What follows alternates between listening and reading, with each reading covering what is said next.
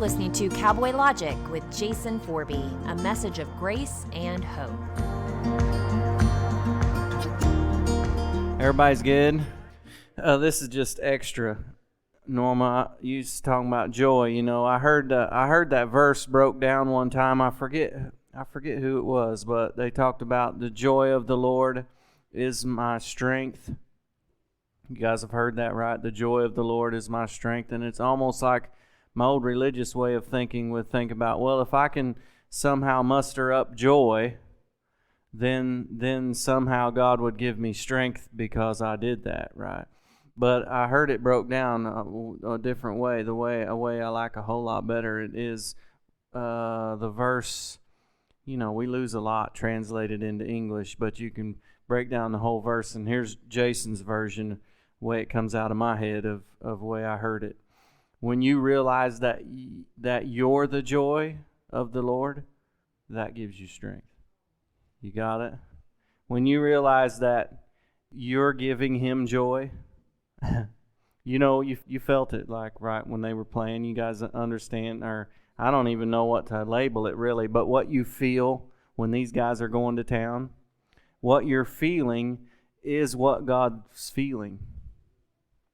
We think, oh, well, are we blessed? Well, yeah, you are, but what you're feeling is what He's feeling over them. So, you know, you guys are really kind of a, what do they say now? What do them kids say? You're a phenom? Is that a saying? Is that something? Urban? Caden, is that a, no?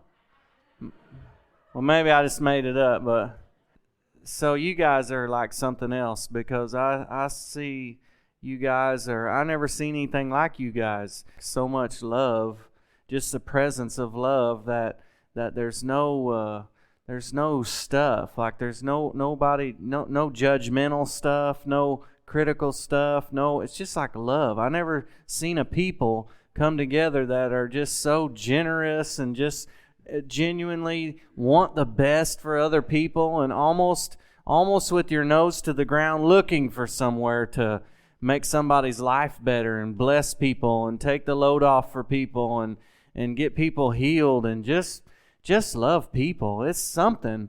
And so I was thinking to myself, why are we like that? What's happened? I can't necessarily speak for you, but I can speak for me. I haven't always been this way. Maybe y'all were, but me, I was selfish. I wasn't always like this, and so I asked the question, what in the world's happened? What's happened to us? What's wrong with y'all? And so, good question, right? It's like, what? It's because something obviously happened. Something changed for us. It's like, and I think about, well, it's probably because I stand up here and point my finger at you every week and threaten you that you better be loving people. No, probably not, huh? No, love is not something you do. It's not something you do. It's not a doing. It's like you just became something different, and all of a sudden it's just produced and you can't even help it, you know. And so, well, I want to read you a little something here.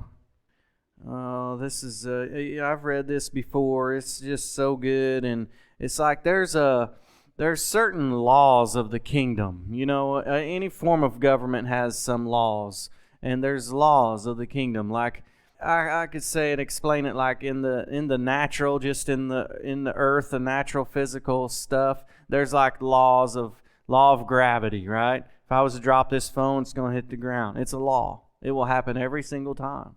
And so, same as in the kingdoms, there's laws of the Spirit. There's laws in the kingdom that things just operate a certain way. And, you know, we get to spend a lot of time searching those out and exploring and learning all how things work, and it's super fun.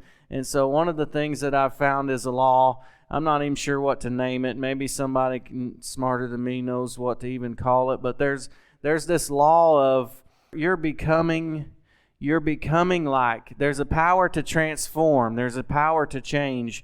You're becoming like whoever you believe God to be. Got it?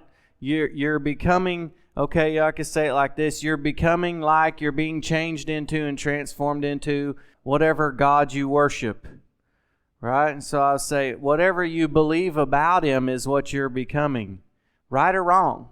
You can believe that He's judgmental. You can believe that He's mean and He's counting your sins and that He's only blessing you if you live up to certain standards. And if that's what you believe, that's what you're going to be turned into, right? It's like religious. Now I can understand religious folk because they think God's love is conditional, so they love with conditions.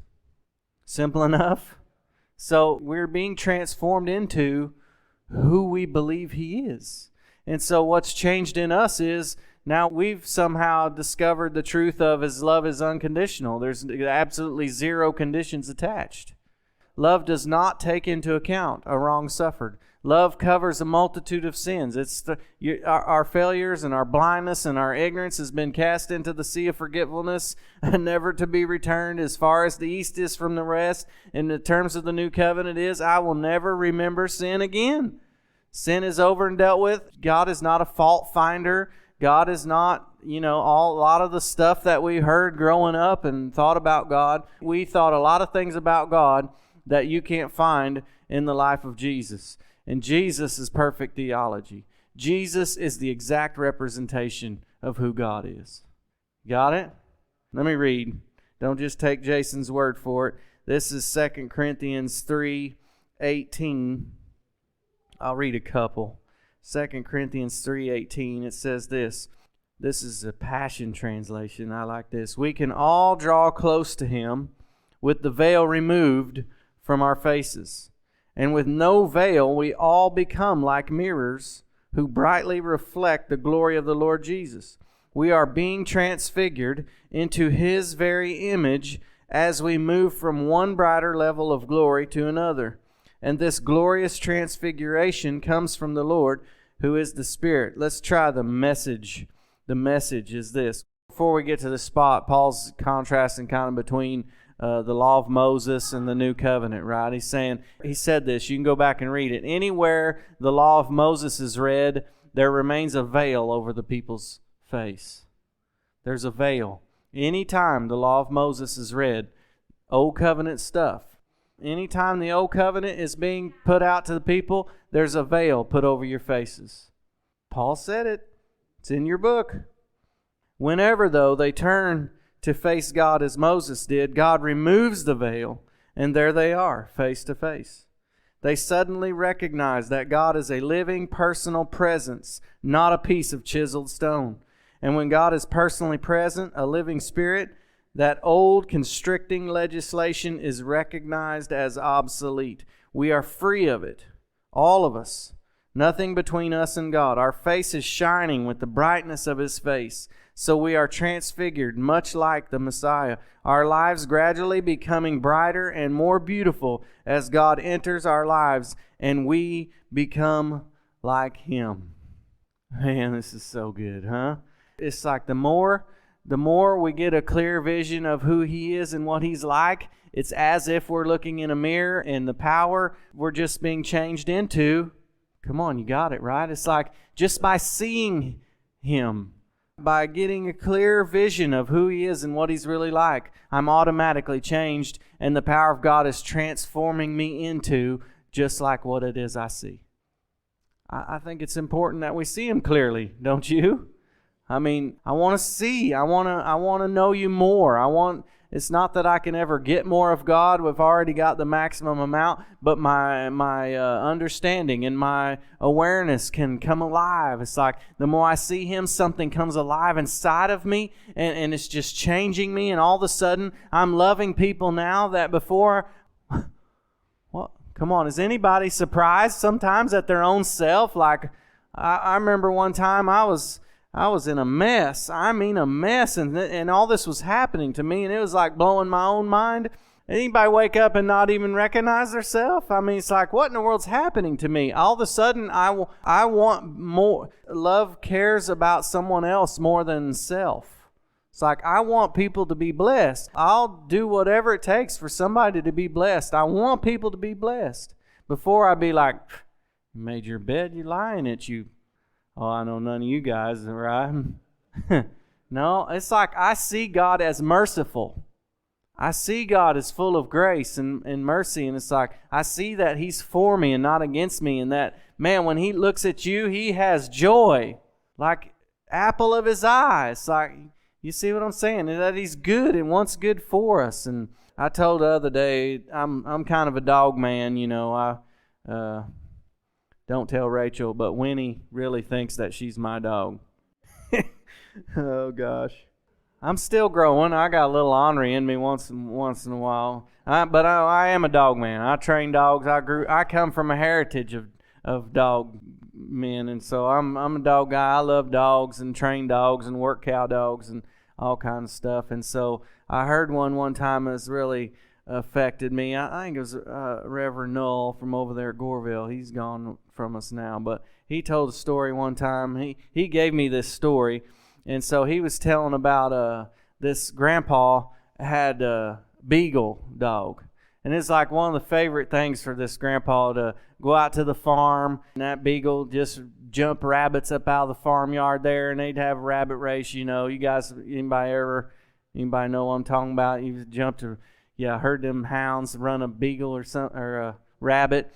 And man, Grandpa just get a kick out of that. Him and grandson, they'd be hang out the farm all day Saturday, and that beagle just jump a rabbit and have the awfulest rabbit race, you know, and Grandpa just enjoying himself, you know. And so that beagle, he'd jump up a rabbit and take off, and, you know, his little flag would be going, and he'd be barking, and the next thing you know, the neighbor's beagle heard Grandpa's beagle had a rabbit, you know. And so for long, the neighbor's beagle, they'd come and join in on the race, and the neighbor's beagle, for long, all the neighborhood beagles be in on the deal, and they're all running the rabbit, and Grandpa just having the time of his life, and rabbit races on, you know, all over the farm. Here they're going, carrying on, and before too long, some of the rabbits that came and joined in the race, they were getting hot and getting tired, and for long, they'd be over there in the ditch getting them a drink and laid out, and they're all hot and getting tired, and the race keeps going. And so all the other beagles had fell out,